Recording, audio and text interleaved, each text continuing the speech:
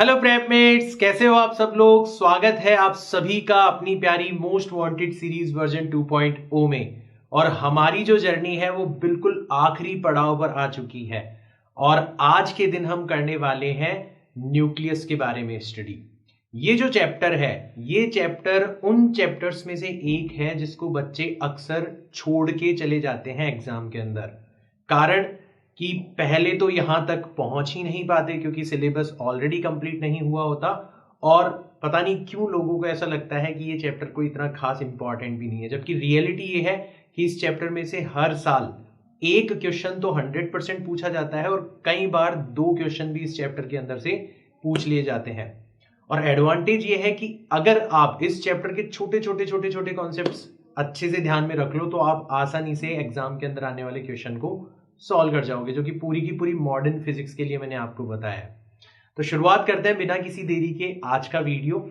और इस particular chapter के जो कंसेप्ट मैथ की शुरुआत होगी वो मास की एक बहुत ही छोटी यूनिट के साथ होगी। उसको बोला जाता है एटॉमिक मास यूनिट, क्योंकि हम न्यूक्लियस की बात करने वाले हैं। न्यूक्लियस की साइज भी बहुत छोटी होती है और न्यूक्लियस का मास भी बहुत कम होता है हमारे डे टू डे लाइफ के अंदर जो ऑब्जेक्ट्स हमारे सामने आते हैं उनके कंपैरिजन में। तो हमने किलोग्राम यूनिट यूज करना ज्यादा बेटर नहीं समझा। अभी आपको कारण पता चलेगा क्यों। तो हमने एक नई यूनिट बनाई जिसको एटॉमिक मास यूनिट कहा जाता है। 1U या AMU लिखा जाता है। इसका मतलब होता है मास ऑफ कार्बन 12 एटम।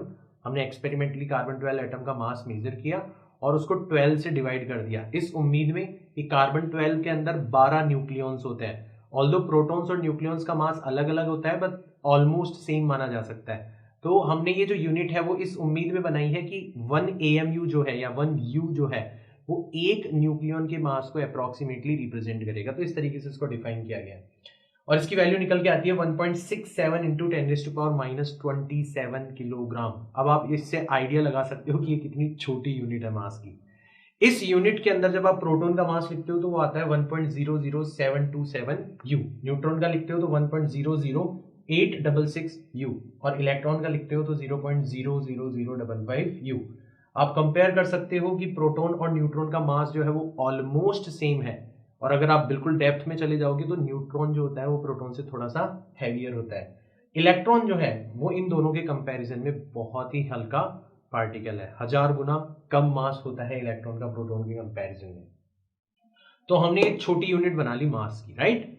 फिर उसके बाद में हमने डिफरेंट टाइप्स ऑफ न्यूक्लियस जो है उनको भी सेग्रीगेट कर लिया। हमने सबसे पहले देखा कि एक पर्टिकुलर एलिमेंट को इस सिंबल का यूज करते हुए लिखा जाता है Z, यानी कि एटॉमिक नंबर, यानी कि नंबर ऑफ प्रोटॉन्स, यानी कि number of electrons in that atom.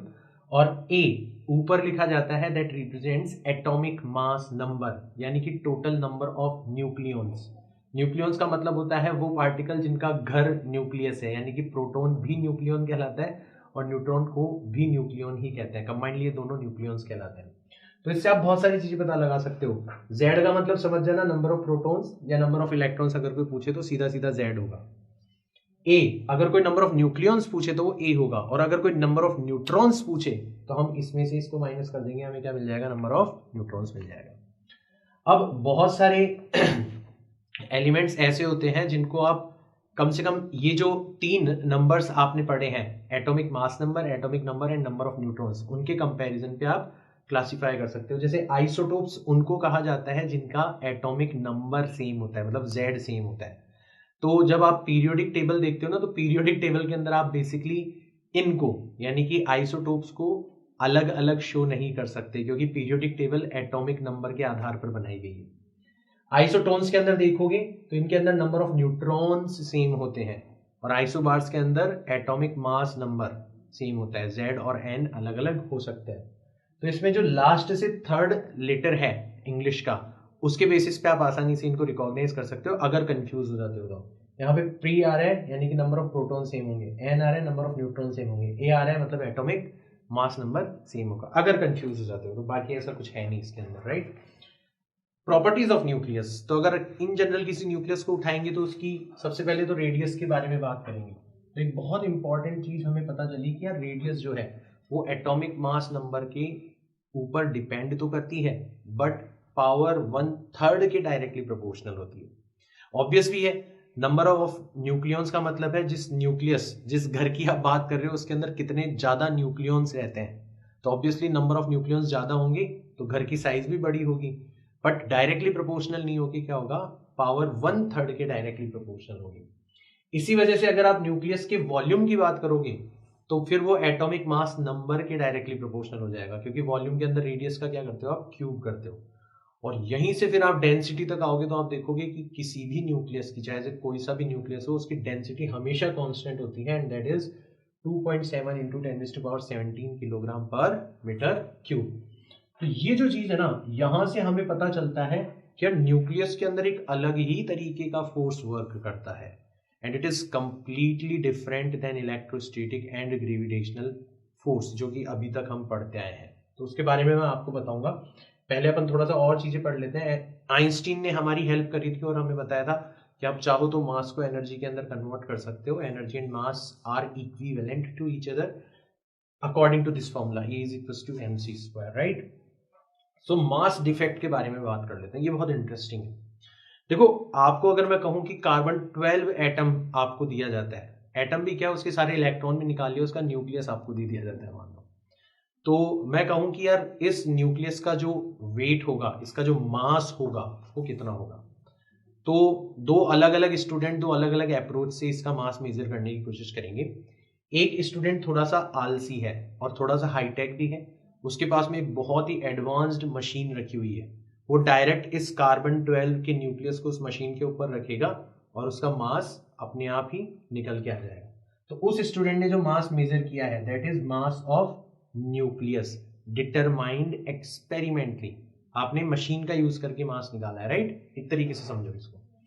और दूसरा जो स्टूडेंट है वो थोड़ा सा थ्योरेटिकल फ्रेमवर्क के अंदर काम करने वाला आदमी है, वो दिमाग लगाता है कि यार कार्बन 12 एटम के अंदर 6 तो प्रोटॉन होते हैं और 6 न्यूट्रॉन्स होते हैं, और मुझे प्रोटॉन का और न्यूट्रॉन का दोनों का मास पता है, तो मैं तो इसको कैलकुलेट कर सकता हूं। तो ये जो मास निकाला गया है, ये थ्योरेटिकली कैलकुलेटेड मास है। अब दोनों जो स्टूडेंट है वो उम्मीद कर रहे थे कि यार हमारे जो आंसर्स हैं वो सेम आने चाहिए, जबकि हर बार ये देखा गया कि आपका थ्योरेटिकली कैलकुलेटेड मास जो होता है वो experimentally determined, experimentally figured out मास से ज्यादा होता है, और इन दोनों के डिफरेंस को ही बोला जाता है मास डिफेक्ट। ठीक है, तो मास डिफेक्ट का फॉर्मूला आप देखोगे कैसे, नंबर ऑफ प्रोटॉन्स, ठीक है, उसको प्रोटॉन के मास से मल्टीप्लाई कर दो, नंबर ऑफ न्यूट्रॉन्स को न्यूट्रॉन के मास से मल्टीप्लाई कर दो, तो ये आपका थ्योरेटिकली कैलकुलेटेड मास आ जाएगा, और इसमें से एक्सपेरिमेंटली कैलकुलेटेड जो न्यूक्लियस का मास होगा उसको आप क्या कर दो, माइनस कर दो, तो जो डिफरेंस आएगा वही मास डिफेक्ट कहलाएगा। कई बार न्यूक्लियस का मास नहीं देके एटम का मास दे दिया जाता है, तो एटम के मास में फिर हमें इलेक्ट्रॉन का मास भी यहाँ पर क्या करना पड़ेगा, ऐड करना पड़ेगा।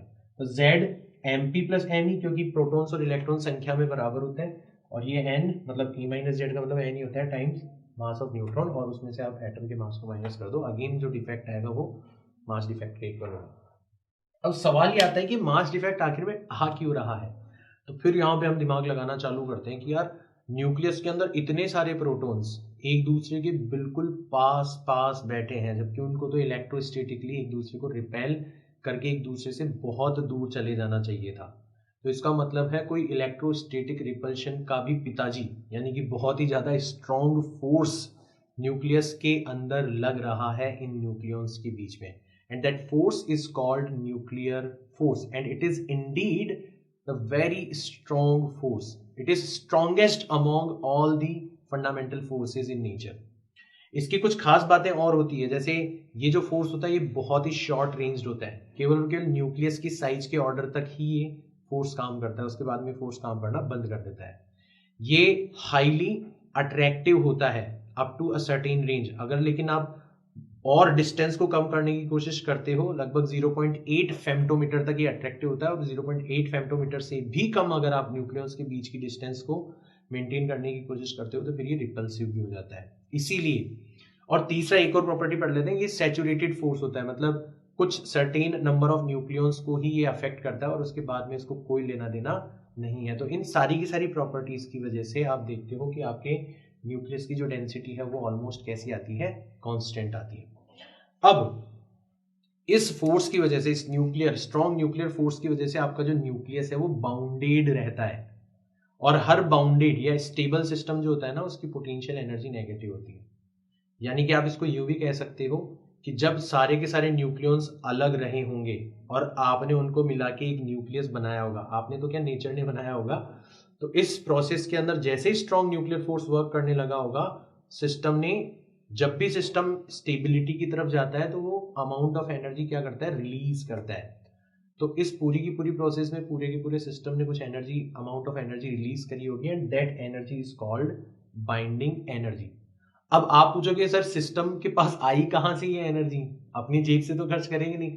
तो फिर आपको पता चलता है कि यार ये जो रिलीज ऑफ एनर्जी है ये किस एक्सपेंस पर होता है, इस मास डिफेक्ट के एक्सपेंस पर होता है।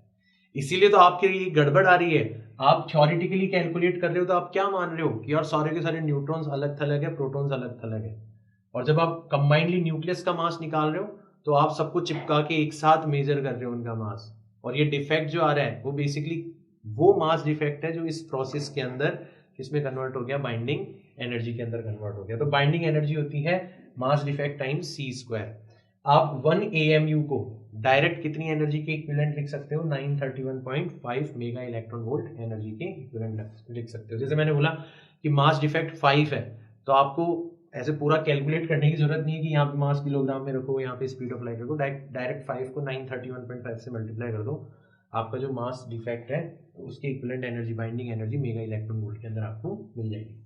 Binding energy mega electron volt के ऑर्डर की है, बहुत ज्यादा है। आपने अभी अभी पिछला चैप्टर पढ़ा था एटम्स, उसमें आपने देखा था कि इलेक्ट्रॉन, ऑर्बिटल इलेक्ट्रॉन्स जो होते हैं उनकी एनर्जी इलेक्ट्रॉन वोल्ट ऑर्डर की होती है, तो उससे 10 की पावर 6 गुना ज्यादा है। सोच लो आप कि ये जो फोर्स है ये कितना पावरफुल होता होगा इलेक्ट्रोस्टैटिक फोर्स के कंपैरिजन में। खैर, तो अब हमें लगभग सारी की सारी चीजें, सारा का सारा मसाला मिल गया कि हाँ यार न्यूक्लियस जो है वो बेसिकली इस वजह से दुनिया की सबसे स्टेबल स्ट्रक्चर है, बिकॉज उस न्यूक्लियस की रेंज के अंदर जो नंबर ऑफ न्यूक्लियस उनके बीच में फोर्स लगता है वो स्ट्रॉन्गेस्ट फोर्स है, और उसकी वजह से जो रिलीज होती है स्टेबिलिटी, उसने इतनी एनर्जी, मतलब अगर 1 AMU को भी आप कन्वर्ट करोगे तो इतनी mega electron volt energy release करके उसने स्टेबिलिटी पाई है, तो इसलिए वो सबसे ज्यादा स्टेबल स्ट्रक्चर होता है। बाइंडिंग एनर्जी पर न्यूक्लियन और भी बेटर क्वांटिटी है, क्योंकि आप हर न्यूक्लियन के लेवल पे बात कर रहे हो कि हर न्यूक्लियन ने इतनी एनर्जी रिलीज करी होगी, तो आप बाइंडिंग एनर्जी को नंबर ऑफ न्यूक्लियन से डिवाइड कर देते हो।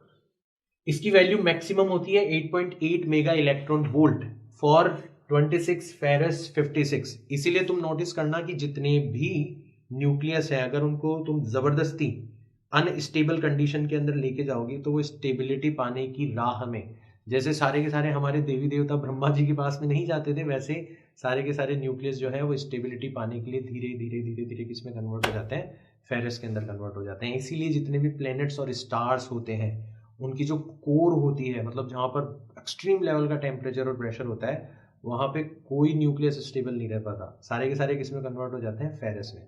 आप उम्मीद कर सकते हो कि हर स्टार और हर प्लेनेट की जो कोर है वो किससे मिलके बनी होगी, फेरस से मिलके बनी होगी, इंक्लूडिंग और अर्थ। अपनी जो अर्थ है वो भी निकल और फेरस जैसे स्टेबल न्यूक्लियस से मिलके बनी है, राइट। ये उन न्यूक्लियाई के लिए कम होती है जिनका एटॉमिक मास नंबर 30 से कम होता है या 170 से ज्यादा होता है। तो ये जो अनस्टेबल न्यूक्लियाई है ये न्यूक्लियर फिजन के थ्रू, न्यूक्लियर फ्यूजन के थ्रू या रेडियो एक्टिव डिके के थ्रू, ये 3 प्रोसेसेस होती है नेचर के अंदर, इनके थ्रू वो स्टेबिलिटी पाने की कोशिश करते हैं और किसी दूसरे न्यूक्लियस के अंदर कन्वर्ट हो जाते हैं। तो आपको कोई सी भी रेडियो एक्टिव इक्वेशन दे रखी हो कि ये ए था, इसमें आपने बी मिलाया, बी कुछ भी हो सकता है, न्यूट्रॉन भी हो सकता है, कोई अदर न्यूक्लियाई भी हो सकता है, फिर सी बन गया, फिर डी बन गया, तो आप इसकी क्यू वैल्यू निकालते हो, it is called disintegration energy. ये कैसे आती है कि पक्का यहाँ का मास ज्यादा रहा होगा, पक्का इधर का मास कम हो गया होगा, मास डिफेक्ट जनरेट हुआ होगा और उसी के इक्विवेलेंट एनर्जी जो है वो बाहर निकल गई होगी, उसी को अपन डिसइंटीग्रेशन एनर्जी कहते हैं। तो हमने ma plus M B minus M C minus M D करके उसको सी स्क्वायर से मल्टीप्लाई कर दिया, ये क्या कहलाती है, डिसइंटीग्रेशन एनर्जी कहलाती है। डिसइंटीग्रेशन एनर्जी की वैल्यू अगर पॉजिटिव आती है इसका मतलब है वाकई ये जो इक्वेशन है ये पॉसिबल है, और अगर इसकी वैल्यू नेगेटिव आती है तो फिर इसका मतलब आप समझ जाना है कि ये जो इक्वेशन है, ये जो रिएक्शन आप ऊपर बता रहे हो ये पॉसिबल नहीं है, या अगर आपको इसको पॉसिबल बनाना है तो फिर आपको इसको क्या देनी पड़ेगी, हीट देनी पड़ेगी। तो वो एंडोथर्मिक और एक्सोथर्मिक होगी या नहीं होगी वो आप इस क्यू वैल्यू की बेसिस पे आसानी से जान सकते हो, राइट। रेडियो एक्टिव डिके के बारे में अगर हम बात करें तो अल्फा डीके होता है जिसमें एक हीलियम +2 आयन यानी कि अल्फा पार्टिकल बाहर निकल जाता है, हम इसके बारे में पहले भी जानते हैं। तो अगर आपको कोई न्यूक्लियस दे रखा है ZXA और इसमें से हीलियम निकल गया तो हीलियम का एटॉमिक नंबर होता है 2, तो एटॉमिक नंबर तो 2 कम हो जाएगा, Z-2 रह जाएगा। और हीलियम का एटॉमिक मास नंबर होता है 4, तो एटॉमिक मास नंबर 4 कम हो जाएगा। तो एक नया न्यूक्लियस बनेगा जिसका एटॉमिक नंबर 2 कम होगा, एटॉमिक मास नंबर 4 कम होगा। इसके ऊपर बहुत ज्यादा चांसेस है क्वेश्चन आए, तो आपको इनको ध्यान रखना है, राइट। बीटा डीके दो तरीके से हो सकता है, नेगेटिव बीटा डीके भी हो सकता है। नेगेटिव बीटा पार्टिकल का मतलब होता है सिंपल इलेक्ट्रॉन। तो इसमें क्या होता है, जो न्यूक्लियस के अंदर एक न्यूट्रॉन है वो चुपके से किसमें कन्वर्ट हो जाता है, प्रोटॉन के अंदर कन्वर्ट हो जाता है। अब आपको चार्ज तो कंजर्व रखना है, तो अगर इधर प्रोटॉन बन गया, टोटल चार्ज न्यूट्रल होना चाहिए था, तो आपको एक मजबूरी में क्या निकालना पड़ेगा, इलेक्ट्रॉन निकालना पड़ेगा। यही आपका नेगेटिव बीटा पार्टिकल होता है। तो इस प्रोसेस में आपने देखा कि आपका न्यूक्लियस था ZXA, आपका एक न्यूट्रॉन प्रोटॉन में कन्वर्ट हो गया, तो एक प्रोटॉन एक्स्ट्रा हो गया, यानी कि एटॉमिक नंबर तो हो जाएगा Z+1। बट ध्यान रखना न्यूट्रॉन प्रोटॉन में कन्वर्ट हुआ है, यानी कि नंबर ऑफ न्यूक्लियॉन्स अभी भी क्या है, सेम है, इसलिए इसके ऊपर कोई फर्क नहीं पड़ेगा, एक बीटा पार्टिकल मिल गया। और अगर आप मोमेंटम और एनर्जी को कंजर्व रखते हो तो फिर आपको एक और हाइपोथेटिकल पार्टिकल की परिकल्पना करनी पड़ेगी। अब तो खैर हमें पता है कि वो एग्जिस्ट करता है, इसको बोला जाता है एंटी न्यूट्रिनो। खैर उसके बारे में अपन ज्यादा बात नहीं करेंगे। बीटा प्लस डीके का मतलब होता है इलेक्ट्रॉन का जुड़वा भाई, that is positron, it is anti particle of electron, right. इसमें क्या होता है, एक प्रोटॉन जो है वो चुपके से किसमें कन्वर्ट हो जाता है, न्यूट्रॉन में। और टोटल चार्ज को बैलेंस रखने के लिए आपको मजबूरी में क्या निकालना पड़ेगा, एक पॉजिट्रॉन निकालना पड़ेगा। यानी कि ZXA था, आपका एक प्रोटॉन चला गया यानी कि Z-1 हो गया, नंबर ऑफ न्यूक्लियॉन्स अभी भी सेम है, बीटा पार्टिकल निकल गया और इसके साथ एक पार्टिकल निकलता है जिसको अपन न्यूट्रिनो कहते हैं। गामा डीके के अंदर न्यूक्लियस के ऊपर कोई फर्क नहीं पड़ता, Z भी Z है, A भी A है। स्टार का मतलब है कि आपका न्यूक्लियस जो है वो अपनी एक अनस्टेबल एनर्जी लेवल पर एग्जिस्ट कर रहा है और वो अचानक से इस लेवल से अपने किसी ग्राउंड लेवल यानी कि लोअर एनर्जी लेवल पर क्या करता है, ट्रांजिशन करता है। जैसे इलेक्ट्रॉन्स किया करते थे वैसे ही एनर्जी लेवल्स आपके न्यूक्लियस के अंदर भी होते हैं स्ट्रॉन्ग न्यूक्लियर फोर्स की वजह से। तो इस प्रोसेस के अंदर क्योंकि जो न्यूक्लियस है उसकी एनर्जी की लेवल्स जो होती है वो मेगा इलेक्ट्रॉन वोल्ट ऑर्डर की होती है, तो मेगा इलेक्ट्रॉन वोल्ट ऑर्डर वाली एनर्जी की रेडिएशंस बाहर निकलती है और उसकी फ्रीक्वेंसी अगर आप निकालोगे तो किस रेंज के अंदर पड़ती है, गामा रेज की रेंज के अंदर पड़ती है, इसलिए गामा रेज निकलती है। तो इस तरीके से आपका जो न्यूक्लियस है वो डिसइंटीग्रेट हो सकता है, ठीक है। डिसइंटीग्रेट होने का मतलब है गायब नहीं हो रहा, डिसइंटीग्रेट होने का मतलब है वो किसी अदर न्यूक्लियस के अंदर क्या हो जा रहा है, कन्वर्ट हो जा रहा है। तो ओवरऑल आपकी मास और एनर्जी जो है वो कंजर्व रहती है, उसकी आपको चिंता करने की जरूरत नहीं है, right. Next question, sorry next slide पर चलते हैं। अगर हम किसी लॉ को ढूंढने की कोशिश करें तो ध्यान रखना रेडियो एक्टिविटी जो है वो एक कंप्लीटली स्पॉन्टेनियस प्रोसेस है। मतलब आपके सामने कोई न्यूक्लियस रखा हुआ है तो आप कोई लॉ नहीं है आपके पास में, कोई रूल नहीं है कि आप उसके बारे में ये कह सको कि यार ये इस टाइम पे या इतने इतने टाइम के बाद में डीके हो जाएगा। इंडिविजुअल न्यूक्लियस के बारे में आप बात नहीं कर सकते, हाँ, बट आपको एक सैंपल दे दिया जाए तो आप सैंपल के बारे में जरूर बात कर सकते हो। और उसी को रदरफोर्ड और सॉडी ने हमें बताया था। उन्होंने बताया था कि the rate of disintegration is directly proportional to the active number of nuclei in the sample, ठीक है। माइनस साइन आता है क्योंकि डिसइंटीग्रेशन हो रहा है, नंबर ऑफ न्यूक्लियाई जो है वो डिक्रीज हो रहे हैं। तो dn/dt is directly proportional to -n, यानी कि dn/dt is equal to -λn। Lambda is nothing but decay constant. तो जब आप इसको सॉल्व करते हो तो आपके पास में एक इक्वेशन आती है n is equal to n0, यानी कि शुरुआत में t इज इक्वल टू 0 पर कितने न्यूक्लियाई अवेलेबल थे आपके सैंपल के अंदर, e⁻ λ टाइम्स t। बहुत इंपॉर्टेंट है, इसके ऊपर सारे के सारे न्यूमेरिकल्स होते हैं, तो आपको ध्यान रखना है। हाफ लाइफ जिसमें आपका सैंपल 50% डिके हो चुका होता है और केवल 50% एक्टिव न्यूक्लियाई जो है वो बच जाते हैं।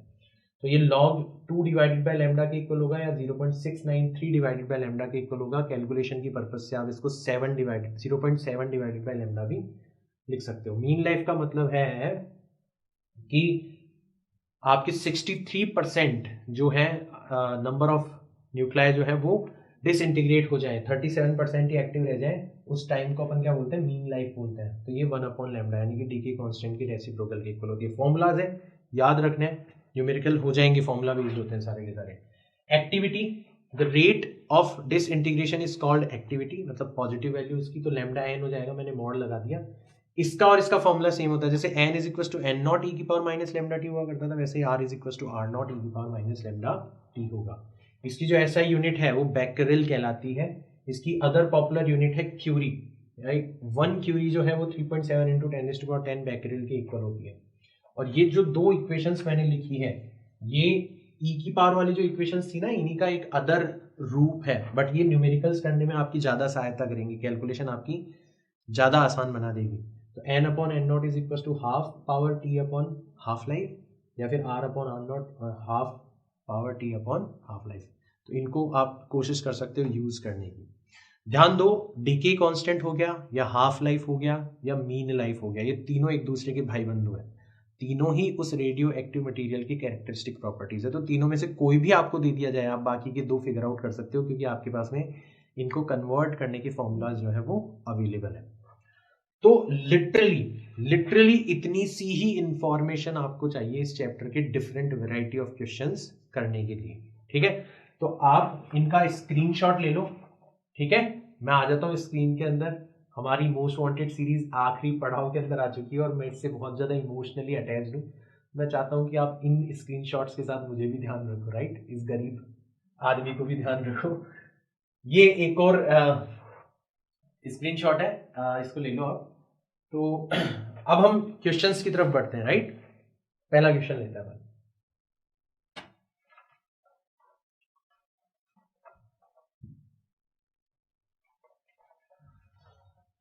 A nucleus X235 splits into two nuclei having the mass number in the ratio 2:1.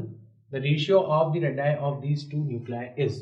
तो हमें फॉर्मूला पता है कि जो रेडियस होती है वो डायरेक्टली प्रोपोर्शनल होती है एटॉमिक मास नंबर की पावर 1/3 पर, यानी कि R1 डिवाइडेड बाय R2 किसके इक्वल हो जाएगा, A1 डिवाइडेड बाय A2 की पावर 1/3 पर। और हमें A1 डिवाइडेड बाय A2 दे रखा है, कितना दे रखा है, 2 डिवाइडेड बाय 1 की पावर 1/3, यानी कि 2 की पावर 1/3 रेशियो 1। ऑप्शन नंबर 3 जो है वो करेक्ट हो जाना चाहिए। नेक्स्ट क्वेश्चन देखते हैं। The binding energy per nucleon है, ध्यान रखना, of C12 is 7.68 mega electron volt and that of C13 is 7.47 mega electron volt. The energy required to remove one neutron from C13 is. तो एक neutron को अगर आपको हटाना है तो आपको क्या करना पड़ेगा। तो देखो, आपका C13 था और आप इसमें से एक न्यूट्रॉन हटा दोगे तो ये बन जाएगा C12 और एक न्यूट्रॉन आपको मिल जाएगा यहाँ पर फ्री मिलेगा, ठीक है ना। तो बेसिकली आप क्या कर रहे हो, इसको इसमें कन्वर्ट कर रहे हो। The energy required to remove one neutron from C13, तो ऑब्वियसली जो एनर्जी आपको रिक्वायर्ड है वो इसकी बाइंडिंग एनर्जी में से आप इसकी बाइंडिंग एनर्जी को क्या कर दो, माइनस कर दो, उतनी तो रिक्वायर्ड होगी। तो इसकी अगर आप बाइंडिंग एनर्जी निकालोगे टोटल तो कितनी निकल के आएगी, 13 इंटू 7.47, ठीक है। इसको अपन मल्टीप्लाई कर लेते हैं, 3 इंटू 7 21 पावर 2, 3 इंटू 4 12 और 2 14 पावर 1 अगेन 21 22, यहां पर आ जाएगा आपका 747, तो 1 7 और 4 13, 7 4 11 पावर 1, 4 और 2 6 और 1 7 हो गया, 7 और 2 9 हो गया, ठीक है ना। और अगर आप पॉइंट लगाओगे तो 97.11 आ जाएगी। अगर आप इसकी निकालोगे तो ये आ जाएगा 12 मल्टीप्लाइड बाय 7.68, मल्टीप्लाई करते हैं, 2 इंटू 8 करेंगे 16 पावर 1, 2 इंटू 6 करेंगे 12, 13 पावर 1, 14 15 आ जाएगा। और यहाँ पर 8 6 7 6 8 और 3 11 पावर 1, 6 और 5 11 और 1 12 पावर 1, 7 और 1 8 और 1 9, तो 92.16। तो इसकी में से इसकी एनर्जी अपन माइनस कर देते हैं, 97.11 में से 92.16 अपन माइनस कर देते हैं। तो 11 में से 6 चले गए, कितने बचेंगे 5, यहाँ पर बच जाएगा 0, 10 में से 1 गए तो कितने बचेंगे 9, यहाँ पे बच जाएगा 6 में से 4 गए तो कितने बचेंगे 4, तो 4.9 मेगा इलेक्ट्रॉन वोल्ट इतनी एनर्जी आपको चाहिए अगर आप क्या करना चाहते हो, एक न्यूट्रॉन को रिमूव करना चाहते हो। 4.95, option number 3 is correct, right. कर सकते हैं अपन आसानी से। नेक्स्ट क्वेश्चन देखते हैं। In the disintegration series 92u238 alpha x beta minus zy the value of z and a respectively will be। ऐसे क्वेश्चन बहुत आते हैं और इनसे आपको घबराने की बिल्कुल भी जरूरत नहीं है। कैसे करेंगे? सबसे पहले अल्फा पार्टिकल निकल रहा है, तो हमें पता था कि जब भी अल्फा पार्टिकल निकलता है तो एटॉमिक नंबर तो 2 कम हो जाता है, यानी कि यहाँ पे 90 रह जाएगा, और एटॉमिक मास नंबर 4 कम हो जाता है, यानी कि 234 रह जाएगा। यहां तक की बात आ गई समझ में।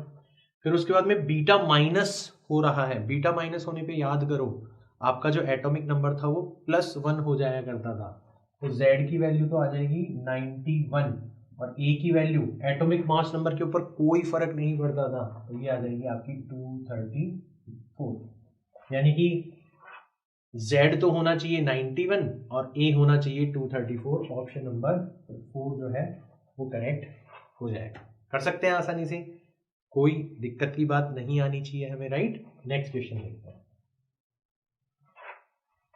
A radioactive nucleus undergoes a series of decay according to the scheme. If the mass number and atomic number of A 180 72, ये 72 180 था, अल्फा पार्टिकल निकला तो ये बन जाएगा 70, ये बन जाएगा 176। फिर बीटा निकला, जब तक कहे नहीं तो बीटा नेगेटिव ही मानना है आप लोगों को, राइट। तो ये हो जाएगा 71 और ये रहेगा 176, क्योंकि ए पर कोई फर्क नहीं पड़ता। फिर से अल्फा निकला तो ये हो जाएगा 69 और ये हो जाएगा 172, ठीक है। और फिर गामा निकला तो गामा से दोनों के ऊपर ही कोई फर्क नहीं पड़ता, तो ये रह जाएगा 69 एंड 172। तो ऑप्शन नंबर 3 जो है आई गेस वो हमारा करेक्ट हो जाना, नहीं ऑप्शन नंबर 4 जो है वो हमारा करेक्ट हो जाना चाहिए। एक बार वापस से चेक कर लेते हैं। ये 2 कम हो गया, ये 4 कम हो गया, बीटा पे इस पे तो कोई फर्क नहीं पड़ेगा, ये +1 हो जाएगा। फिर अल्फा पे ये 2 कम हो जाएगा 69, ये 4 कम हो जाएगा 172, और फिर कोई फर्क नहीं पड़ेगा गामा से, ना तो ए पर ना जेड पर, तो 172 69। ऑप्शन नंबर 1 जो है वो करेक्ट हो जाना चाहिए, राइट। नेक्स्ट क्वेश्चन देखते हैं। In the given nuclear reaction ABCDE represent, तो करते जाते हैं। सबसे पहले अल्फा पार्टिकल निकलता है तो बी तो हो जाएगा आपका कितना 90 और ए हो जाएगा आपका कितना 234। फिर बीटा निकला, जब तक कहे नहीं बीटा नेगेटिव मानना है आपको, तो ये तो डी तो हो जाएगा 1 बढ़ गया 91 और सी के ऊपर कोई फर्क नहीं पड़ेगा 234। अब यहां पे दिमाग लगाना, ये 91 से 92 हुआ है यानी कि +1 हुआ है, इसका मतलब ये पक्का कैसा पार्टिकल होना चाहिए, बीटा नेगेटिव पार्टिकल होना चाहिए। देखो 235 से 234 गिरा। तो अब हम देखते हैं हमारा ऑप्शन। तो सबसे पहले ए हमारे हिसाब से 234 होना चाहिए था, बी हमारे हिसाब से 90 होना चाहिए था, सी हमारे हिसाब से 234, डी 91 और पार्टिकल हमारा होना चाहिए था बीटा पार्टिकल, ठीक है। तो ऑप्शन नंबर 1 जो है वो करेक्ट हो जाना चाहिए। नेक्स्ट क्वेश्चन देखते हैं। Two radioactive substances A and B have decay constants 5 lambda and lambda respectively. At T is equals to 0, they have same number of nuclei. The ratio of number of nuclei of A to the B will be 1 by E square after a time interval of this. तो हम Na की equation लिखेंगे, शुरुआत में तो दोनों के लिए सेम ही है, e की पावर माइनस a का कितना है 5 लैम्डा टाइम्स t, ठीक है। b की इक्वेशन लिखेंगे, शुरुआत में नंबर ऑफ न्यूक्लियाई सेम है, e की पावर माइनस लैम्डा टी, ठीक है। दोनों का रेशियो ले लेते हैं, तो Na divided by Nb, question के अकॉर्डिंग ये रेशियो कितना हो गया 1 bye E square, 1 bye E square, और हमारे अकॉर्डिंग कितना हो जाना चाहिए, n0 से n0 चला गया, तो e की पावर ये e है, ये e है, e की पावर माइनस 5 लैम्डा टी, ठीक है, डिवाइडेड बाय e की पावर माइनस लैम्डा टी। चलो इसको सॉल्व करते हैं। तो ये तो 1/e स्क्वायर ही रहने दो। इसको देखो, जब आप इसको ऊपर ले जाओगे तो ये प्लस लैम्डा टी हो जाएगा, -5 और प्लस तो -4 लैम्डा टी, और वापस से नीचे लेके आओगे तो e की पावर 4 लैम्डा टी रह जाएगा। अब आप इन दोनों को कंपेयर कर सकते हो, ये जो 2 है वो किसके इक्वल आना चाहिए 4 लैम्डा टी के इक्वल आना चाहिए, यानी कि टी किसके इक्वल आ जाना चाहिए 2/4 लैम्डा, यानी कि 1 डिवाइडेड बाय 2 लैम्डा के इक्वल आ जाना चाहिए। ऑप्शन नंबर सेकंड जो है वो आपका क्या हो जाना चाहिए, करेक्ट हो जाना चाहिए, राइट, कोई दिक्कत नहीं है। नेक्स्ट क्वेश्चन पे Two samples X and Y contain equal amount of radioactive substances. तो दोनों में equal amount है, right? If 1/16 of the sample X and 1/256 of the sample Y remain after 8 hours, then the ratio of half-life periods of X and Y is. तो हम कौन सा वाला formula लगाएंगे, ये वाला फॉर्मूला लगाएंगे। सबसे पहले X के लिए लगाते हैं, तो N X divided by N naught is equal to 1/2 power, time कितना दे रखा है हमें 8 घंटे, तो 8 आवर्स डिवाइडेड बाय जो भी हमारी हाफ लाइफ है एक्स की। यहां तक की बात समझ में आ गई, हमने फॉर्मूला लगा दिया, कोई दिक्कत की बात नहीं होनी चाहिए इस फॉर्मूले के अंदर। और ये हमें दे रखा है कि कितना रह गया सैंपल एक्स 1/16 रह गया, तो दिस डिवाइडेड बाय दिस हमें दे रखा है 1 डिवाइडेड बाय 16, ठीक है। 1 डिवाइडेड बाय 16 का मतलब होता है 1/2 की पावर 4, ठीक है। 2 की पावर 4 जो होती है वो कितनी होती है 16, 2 इंटू 2 4 इंटू 2 8 इंटू 2 16, तो ये और ये आपस में इक्वल हो जाने चाहिए। तो 4 इज नथिंग बट 8 आवर पर हाफ लाइफ ऑफ एक्स, यानी कि हाफ लाइफ ऑफ एक्स हो जानी चाहिए आपकी 8 डिवाइडेड बाय 4 आवर्स, यानी कि 2 आवर्स। यहाँ तक की बात आ गई समझ में। कुछ इसी तरीके से हम हाफ लाइफ ऑफ y निकाल लेंगे, तो यहाँ पे N Y divided by N naught जो है वो कितना दे रखा है हमें 1/2 power 8 divided by half life of y, और इसके अकॉर्डिंग 1 डिवाइडेड बाय 256, और 256 को आप लिख सकते हो 1 डिवाइडेड बाय 2 की पावर 8, ठीक है। 16 है, 16 को 2 की पावर 4 लिखा था, तो 16 इंटू 16 256 होता है, तो वो पावर 8 हो जाएगा, यानी कि 8 is nothing but 8 hours divided by half life of y, यानी कि half life of y is 1 hour. तो the ratio of half life period of x and y, तो इसका और इसका रेशियो लोगे तो आपको कितना मिलेगा, बहुत आसान है ये क्वेश्चन, तो 2 डिवाइडेड बाय 1, ऑप्शन नंबर 1 जो है वो करेक्ट हो जाना चाहिए, राइट। नेक्स्ट क्वेश्चन देखते हैं। The activity of sample of radioactive material is R1 at time T1 and R2 at time T2। तो R1 is equal to R0 e की power minus lambda T1 and R2 is nothing but R0 e की power minus lambda T2। If mean life of the radioactive sample is T, then तो mean life से अपनों को relate करना है, यानी कि ये जो लैम्डा है ना इसकी जगह हमें मीन लाइफ लिखना है, तो अपन एक काम करते हैं, पहले तो डिवाइड कर देते हैं इसको ताकि थोड़ा बहुत कुछ तो आसान हो।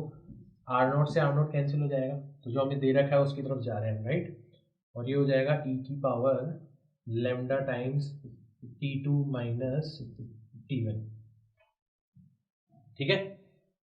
और ये जो लैम्डा है आपको पता है हाफ मीन लाइफ जो होती है वो लैम्डा के रेसिप्रोकल की इक्वल होती है, तो लैम्डा किसके इक्वल हो जाएगा 1/t के इक्वल हो जाएगा, तो R1 divided by R2 is e की power T2 minus T1 divided by capital T।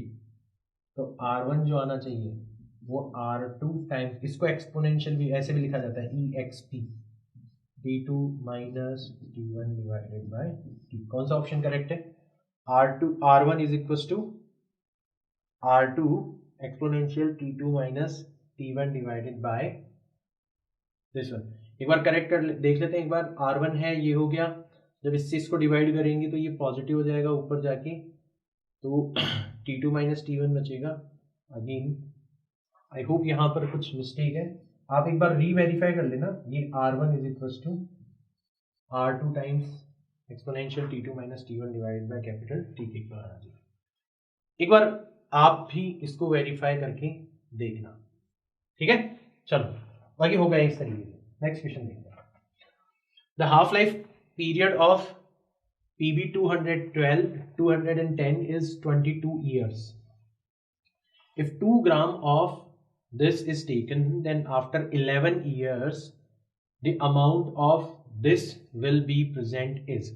तो देखो 22 साल के अंदर आपका जो भी सैंपल है वो कितना रह जाएगा, आधा रह जाएगा।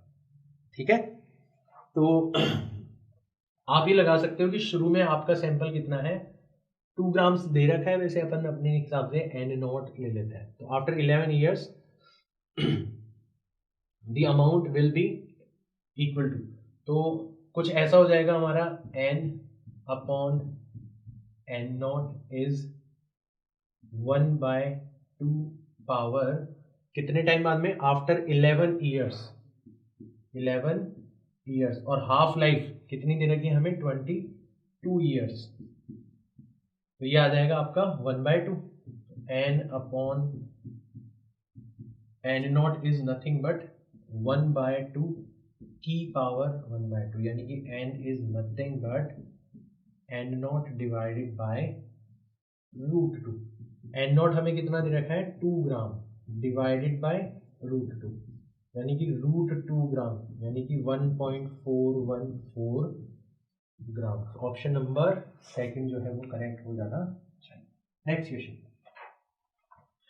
radioactive carbon 14 in a wood sample decays with a half life of 5700 years. The fraction of the radioactive carbon 14 that remains after a decay period of 17100 years is. कोई दिक्कत नहीं है, वही फॉर्मूला लगेगा हमारा, n upon n naught is 1/2 power कितने time बाद में पूछा गया है, 17100, और हाफ लाइफ कितने साल की दे रखी है हमें, 5700। ठीक है, चलो तो 00 से 00 तो कैंसिल हो जाएंगे, आई गेस ये 57 से ही कैंसिल आउट हो जाएगा, कितनी बार, 3 बार कैंसिल आउट हो जाएगा ये। ठीक है, 57 को 3 से मल्टीप्लाई करो, 21 पावर 2 15 17, तो ये 3 बार कैंसिल आउट हो जाएगा। तो n अपॉन n नॉट जो है वो 1/2 की पावर 3, यानी कि 1/8 रह जाएगा। That remains after a period of this. ठीक है, तो n जो हो जाएगा वो कितना हो जाएगा, n नॉट टाइम्स 1/8।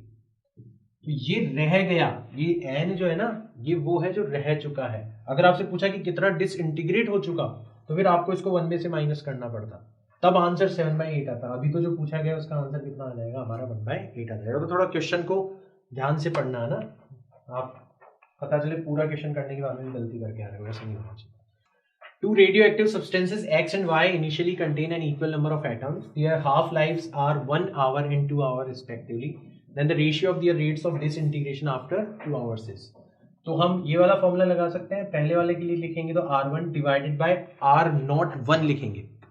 अब ध्यान देना, नंबर ऑफ एटम्स सेम है, रेट्स सेम नहीं है, तो R01 जो होगा ना वो किसके इक्वल हो जाएगा, R1 divided by decay constant λ1 times number of active nucleus at t is equals to 0, और फॉर्मूले के अकॉर्डिंग ये किसके इक्वल होना चाहिए, 1/2 की power t upon t half life of 1।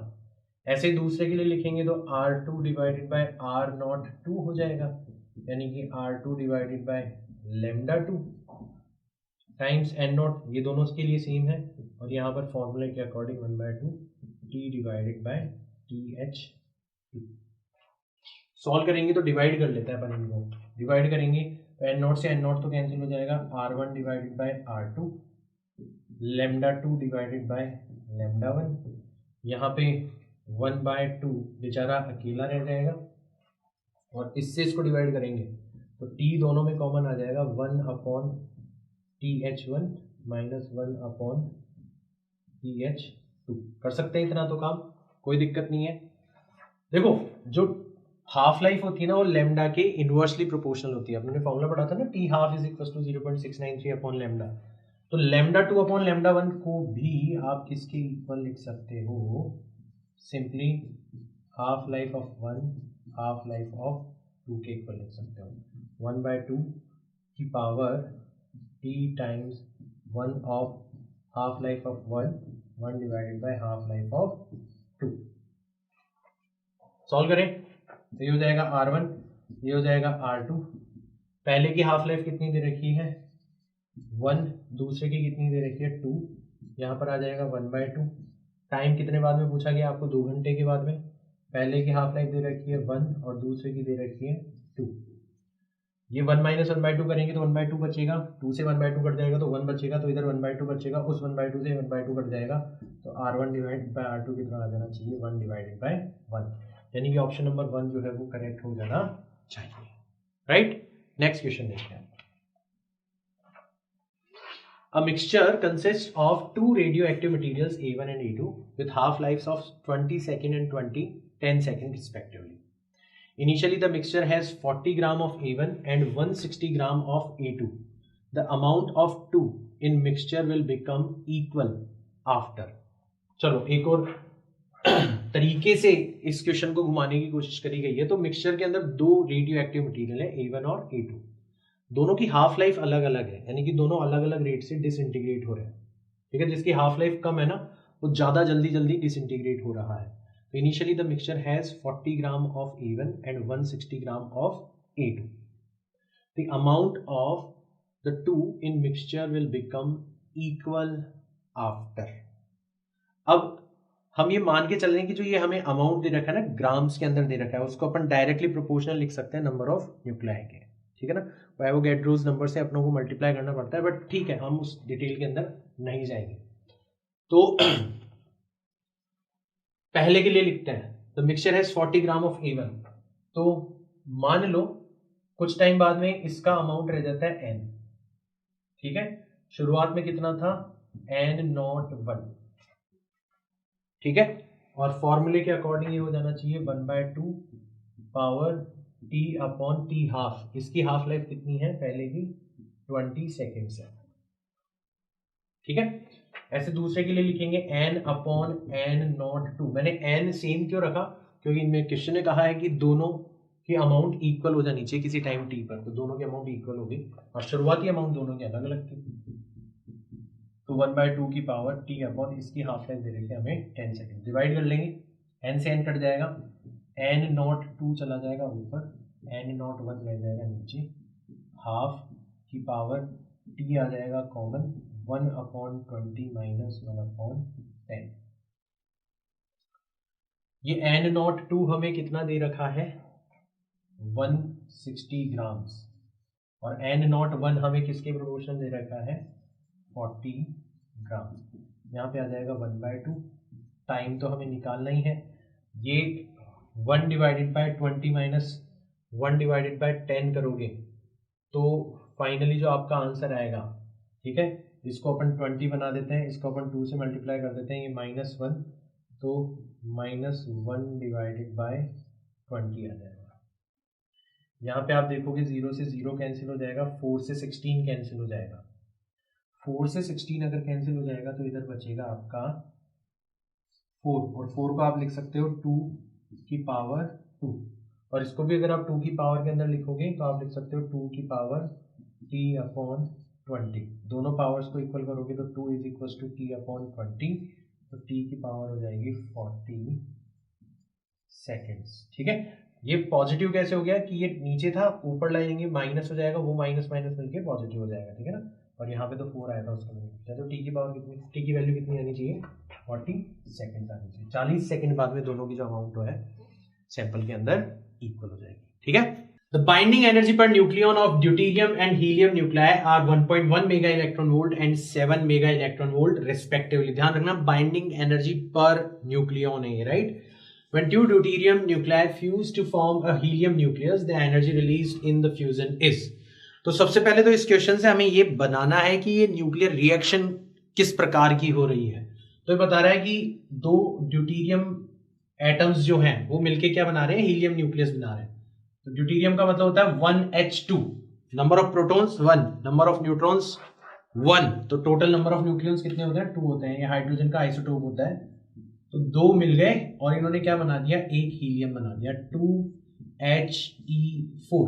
Balance कर लो, 1 और 1 2 होने चाहिए थे और यहाँ पे 2 और 2 4 होना चाहिए था टोटल। तो इसके साथ साथ कुछ निकलेगी एनर्जी, और हमें इस एनर्जी की वैल्यू फाइंड आउट करनी है।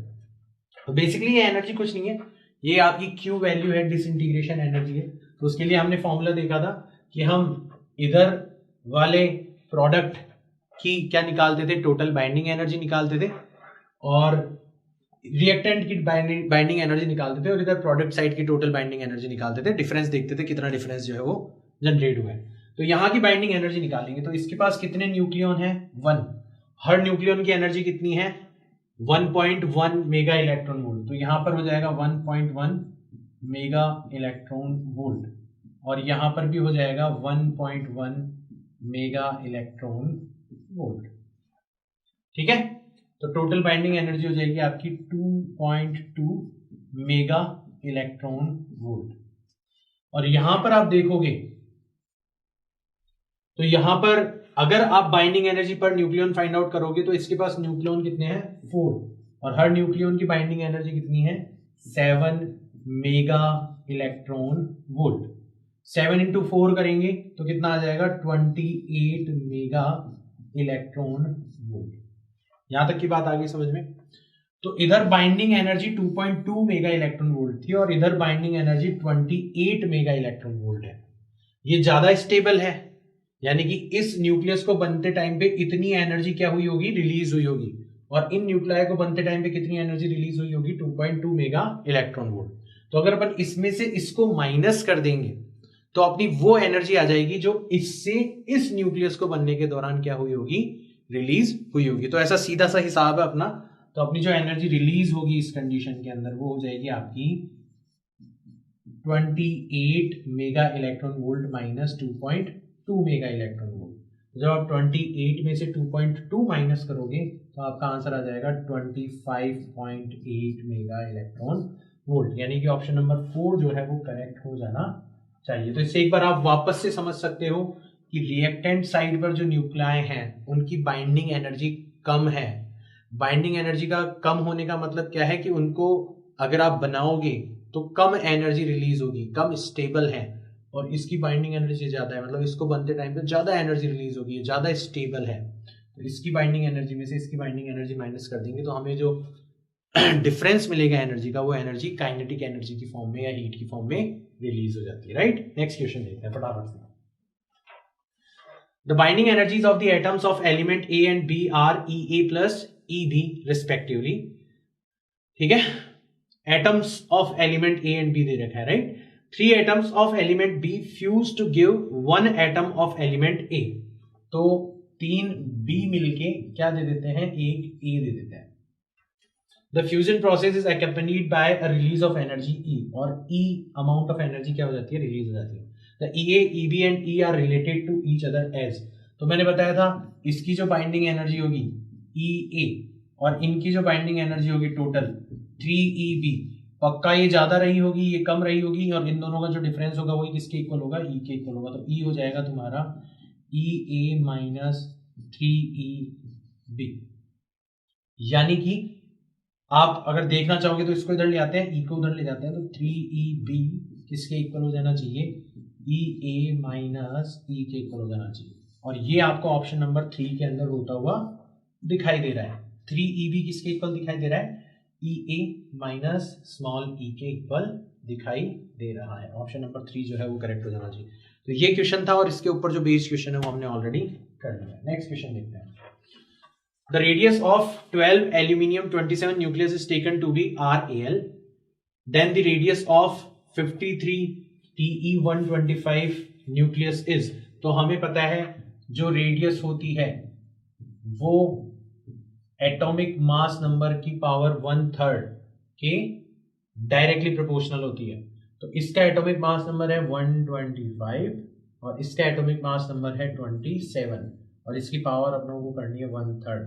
125 की पावर 1/3 करेंगे तो कितना आ जाएगा 5, 27 की पावर 1/3 करेंगे तो आ जाएगा 3। तो RTE will be nothing but 5 divided by 3 times RAL। तो इसमें सवाल केवल इस बात का है कि आपको पहचानना आता है क्या कि इनमें से कौन सा एटॉमिक मास नंबर है, और फॉर्मूला तो आपको पता ही होगा। तो 5/3 RAL ऑप्शन नंबर 1 जो है वो करेक्ट हो जाना चाहिए। नेक्स्ट क्वेश्चन देखते हैं। radioactive material A has decay constant 8 lambda and material B has decay constant, वहां पर 8 lambda और B का lambda है. Initially they have same number of nuclei. After what time the ratio of number of nuclei of material A to that of B will be 1 by E. तो अगर अपन A के लिए लिखें तो Na is nothing but n naught times e की power minus 8 lambda t. ठीक है, equation तो हमें सबको पता ही है. और N B is nothing but N naught times E की पावर माइनस लैम्डा टी. हमने एन नॉट सेम क्यों रखा? क्योंकि क्वेश्चन में कहा गया है कि इनिशियली दोनों के नंबर ऑफ न्यूक्लियाई जो थे वो सेम थे. डिवाइड कर देंगे तो N A divided by N B जो है वो किसके इक्वल हो जाना चाहिए? इसको इससे डिवाइड करेंगे तो ये बेसिकली पॉजिटिव हो जाएगा. तो ई की power lambda minus 8 lambda times T. और ये आपको कितना दे रखा है? N A divided by N B. ये आपको दे रखा है 1 बाय ई, यानी कि ई की power minus 1 is equal to E की पावर माइनस 7 लैम्डा टी. यानी कि माइनस 7 लैम्डा टी किसके बराबर हो जाना चाहिए? माइनस 1. माइनस से माइनस गया, टी की वैल्यू आ जाएगी 1/7 लैम्डा. ऑप्शन नंबर 1 जो है वो करेक्ट हो जाना चाहिए. राइट, नेक्स्ट क्वेश्चन देखते हैं. For a radioactive material half life is 10 minutes. यानी कि आपको हाफ लाइफ दे दी गई है. अभी तो मिनट्स के अंदर ही रखते हैं, जरूरत पड़ेगी तो कन्वर्ट कर लेंगे ऐसा यूनिट के अंदर.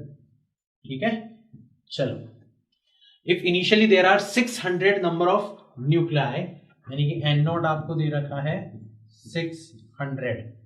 The time taken in minutes for the disintegration of 450 nuclei. अब ध्यान रखना 450 जो है ना वो डिसइंटीग्रेट हो जाए, यानी कि कितने बच जाएं 600 में से 450 माइनस करेंगे तो कितने बचेंगे? 150. तो जो अपन एन लेंगे ना ये एक्टिव न्यूक्लियाई होता है, तो ये कितने बचे? 150 बचे. बस इसके अंदर यही था. क्वेश्चन बहुत आसान है. एन अपॉन एन नॉट किसके इक्वल होना चाहिए? 1/2 की power T divided by T H. N upon N naught यानी कि 150 डिवाइडेड बाय 600. 0 से 0 गया, 15 से 60 चला गया, 1/4.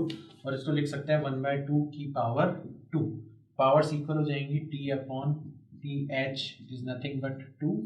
Small T is equal to twice of T H. और टी एच हमें कितना दे रखा है? 10 मिनट्स, यानी कि 2 × 10 20 मिनट्स जो है वो हमारा आंसर आ जाना चाहिए. ऑप्शन नंबर 3 जो है वो करेक्ट हो जाना चाहिए. बच्चे गलती क्या करेंगे? 450 को एन मान लेंगे और 450 को एन मानने से उनकी सारी की सारी गड़बड़ें शुरू हो जाएंगी. उनको ऑप्शन में आंसर ही नहीं मिलेगा और घबरा जाएंगे और बहुत सारी दिक्कतें आ जाएंगी. राइट, तो ये जितने भी क्वेश्चंस अपने करे हैं ये सारे के सारे क्वेश्चन आपको इस न्यूक्लियस नाम के चैप्टर का जितना भी एरिया, जितना भी इलाका था उसकी सैर करवाने के लिए कराए गए हैं. बिलीव मी, इन्हीं में से कोई ना कोई क्वेश्चन या इन्हीं टाइप का कोई क्वेश्चन आपको नीट के एग्जाम में मिलने वाला है. मैं आपको शुरुआत से बताता आ रहा हूं जब से मैंने मॉडर्न फिजिक्स चालू करी है कि इस पर्टिकुलर सेक्शन को, फिजिक्स को आपको नहीं छोड़ना है, क्योंकि मॉडर्न फिजिक्स जो है इससे क्वेश्चन डेफिनेटली पूछे जाते हैं और आसान क्वेश्चन पूछे जाते हैं. और आप बच्चे मॉडर्न फिजिक्स को ना जाने क्यों नहीं करते? हो सकता है कि 12th तक आते आते आप इतना थक चुके होते हो. ठीक है भाई, इतना लंबा है ना, 11th का 1 साल पढ़ लिया, 12th का 1 साल पढ़ लिया, एग्जाम है कि आता ही नहीं है. तो आप इतना परेशान हो चुके होते हो, थक चुके होते हो, चीजें इतनी स्ट्रेच हो चुकी होती है कि आप ध्यान ही नहीं दे पाते इन सारे के सारे चैप्टर्स के ऊपर. बट मोस्ट वांटेड सीरीज का जो सबसे बड़ा एडवांटेज है वो ये है कि with in 40 days, this is 35th day, in 35 days you have covered all of the physics जो आपने 2 साल के अंदर पढ़ी है, and in a most efficient way. So now this most wanted series is, I hope, providing you so much benefit for your preparation. ये आपकी तरफ से मुझे मैसेज मिलेगा तो मुझे और भी ज़्यादा मोटिवेशन मिलेगा, मैं और भी ज़्यादा इनोवेटिव तरीके से सोच पाऊंगा कि आप बच्चों की और किस तरीके से मदद करनी चाहिए. सो प्लीज़ आपकी जितनी भी जो भी फीडबैक है, नेगेटिव पॉजिटिव, वीडियो के बारे में या जो भी कुछ है, वो आप डायरेक्ट मुझ तक पहुंचा सकते हैं. टेलीग्राम पर आई होप बच्चे मेरे से जुड़े हुए होंगे. जो नहीं जुड़े हुए हैं उनके लिए मैं एक अलग से, या फिर जो भी ऑलरेडी ग्रुप बना हुआ होगा उसके अंदर मैं उनको इन्फॉर्म कर दूंगा. मैं मिलता हूं आपसे नेक्स्ट वीडियो के अंदर. Thank you.